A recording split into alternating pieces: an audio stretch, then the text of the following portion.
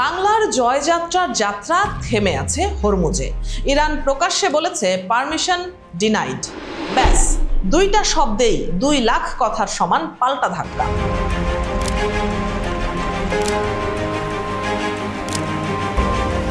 Tehran ঢাকাকে বুঝিয়ে দিয়েছে, আমার দিলে চোট দিয়ে ঠোঁট বাঁকিয়ে তুমিও নিশ্চিন্তে থাকতে পারবে না। শত্রু কষ্ট দিলে খারাপ লাগে, তবে বন্ধু বিশ্বাসঘাতকতা করলে ভয়ঙ্কর জেদ হয়, মন প্রতিশোধ পরায়ণ হয়ে ওঠে।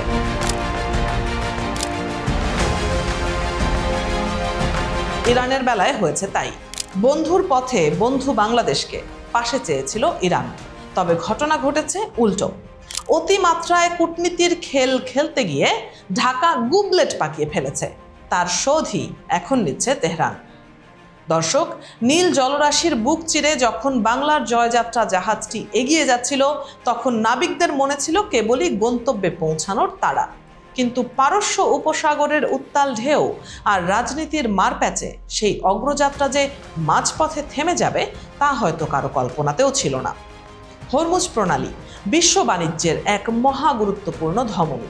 এটি বর্তমানে অস্থির রণক্ষেত্রে পরিণত হয়েছে।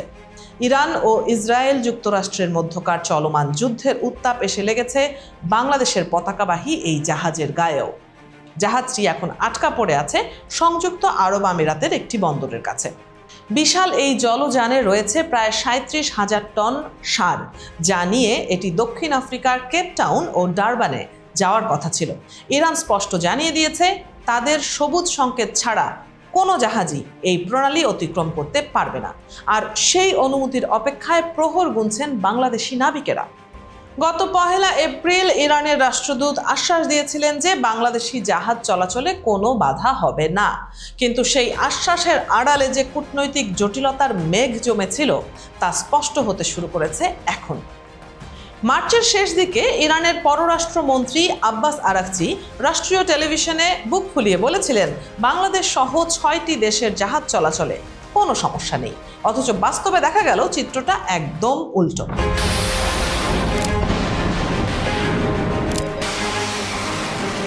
দর্শক, বাংলার জয়যাত্রা দুইবার চেষ্টা করেও হরমুজ পার হতে পারেনি। প্রতিবারই ইরানি নৌবাহিনীর কঠোর নির্দেশে তাকে ফিরে আসতে হয়েছে গভীর জলসীমায়। এই সংকটের মূলে রয়েছে একটি বিবৃতি, যা গত 1 মার্চ বাংলাদেশের পররাষ্ট্র মন্ত্রণালয় থেকে প্রকাশিত হয়েছিল। সেই বিবৃতিতে মধ্যপ্রাচ্যের কিছু দেশের সার্বভৌমত্ব লঙ্ঘনের নিন্দা জানানো হলেও কৌশলে এড়িয়ে যাওয়া হয়েছিল ইসরায়েল বা যুক্তরাষ্ট্রের নাম। ইরানের সর্বোচ্চ নেতা আয়াতুল্লাহ আলী খামেনির মৃত্যুর পর বাংলাদেশের সেই দায়সারা প্রতিক্রিয়া ইরানকে গভীরভাবে ক্ষুব্ধ করেছে। কূটনৈতিক মহলে গুঞ্জন উঠেছে, এই অভিমান থেকেই হয়তো বাংলাদেশি জাহাজকে পার হতে দিচ্ছে না তারা। ঢাকায় নিযুক্ত ইরানের রাষ্ট্রদূত জালিল রাহিমি জাহানাবাদী সরাসরি তার উষ্মা প্রকাশ করেছেন।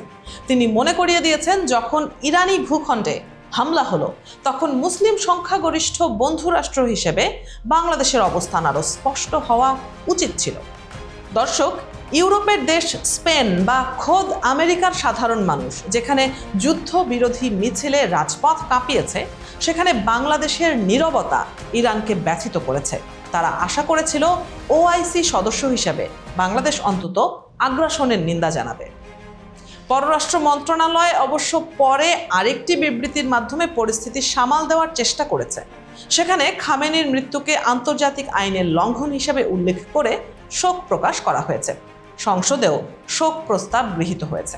মন্ত্রণালয়ের কর্মকর্তা গিয়ে শোক বইতে স্বাক্ষর করেছেন। তবুও বরফ যেন ঠিকমতো গলছে না, যার প্রমাণ মিলছে হরমুজ প্রণালীর নীল পানিতে। বাংলার জয়যাত্রা জাহাজের মালিকানা বাংলাদেশ শিপিং কর্পোরেশনের হলেও এটি পরিচালনা করছে একটি সিঙ্গাপুর ভিত্তিক প্রতিষ্ঠান। তবে জাহাজের নাবিকদের সবাই আমাদের দেশেরই সন্তান। বিএসসির ব্যবস্থাপনা পরিচালক কমোডর মাহমুদুল মালেক এখন কূটনৈতিক চ্যানেলের দিকেই তাকিয়ে আছেন। তিনি আশা করছেন, তলে তলে যে আলোচনা চলছে তা দ্রুতই একটা ইতিবাচক ফল বয়ে আনবে। অন্যদিকে একটি ক্যামেন আইল্যান্ড পতাকাবাহী জাহাজ সৌদি আরব থেকে অপরিশোধিত তেল নিয়ে চট্টগ্রামের দিকে রওনা হলে সেটিও আটকা পড়েছে। সমুদ্রপথের এই অচলাবস্থা এখন দেশের জ্বালানি ও সার সরবরাহে বড় আশঙ্কার ছায়া ফেলছে। সাবেক কূটনীতিকরা বলছেন পররাষ্ট্র নীতির একটি নৈতিক ভিত্তি থাকা জরুরি। কোনো দেশ আক্রান্ত হলে বাংলাদেশ সবসময়ই তার প্রতিবাদ করে এসেছে, কিন্তু এবারের দ্বিধাদ্বন্দ্বই হয়তো বড় কাল হয়ে দাঁড়িয়েছে। তুরস্কের মাটিতে বসে বাংলাদেশের পররাষ্ট্রমন্ত্রী খলিলুর রহমান ইরানের উপপররাষ্ট্রমন্ত্রীর কাছে আকুতি জানিয়েছেন। তিনি অনুরোধ করেছেন যেন অন্তত মানবিক কারণে বাংলার জয়যাত্রাকে নিরাপদে যেতে দেওয়া হয়। ইরান দূতাবাস অবশ্য গত মঙ্গলবার রাতে একটি বিজ্ঞপ্তিতে জানিয়েছে যে তারা সহায়তা অব্যাহত রাখবে, কিন্তু বিজ্ঞপ্তির ভাষা আর সমুদ্রের বাস্তবতার মধ্যে আকাশ পাতাল পার্থক্য রয়ে গেছে। দর্শক, জাহাজটি যখন গত ২৬ জানুয়ারি যাত্রা শুরু করেছিল তখন মধ্যপ্রাচ্যের আকাশ এতটা তপ্ত ছিল না, কিন্তু ফেব্রুয়ারি শেষে ইসরায়েল যুক্তরাষ্ট্রের হামলায় সব পাল্টে যায়। দুবাইয়ের জেবেল আলী বন্দরে যখন জাহাজটি পণ্য খালাস করছিল তখন মাত্র ২০০ মিটার দূরে আছড়ে পড়েছিল বিধ্বংসী ক্ষেপণাস্ত্র। মৃত্যুর খুব কাছ থেকে ফিরে এসেছিল আমাদের বাংলার জয়যাত্রা। এখন সেই মৃত্যু ভয় নেই ঠিকই, কিন্তু আছে এক অনিশ্চিত প্রতীক্ষার যন্ত্রণা। বিশাল সমুদ্রের বুকে স্থির হয়ে থাকা একটি জাহাজ যেন বাংলাদেশের কূটনৈতিক লড়াইয়ের প্রতীক হয়ে দাঁড়িয়েছে।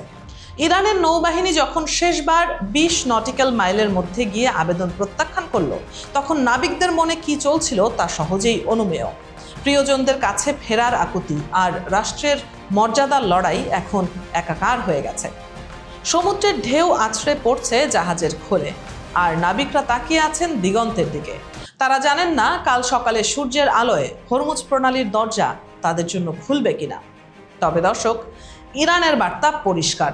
বর্তমানে করা পাপের ফল ঢাকাকে ভবিষ্যতে বহু সময় ধরেই ভোগ করতে হবে। অনুনয় বিনয় করে আর পার পাওয়া যাবে না।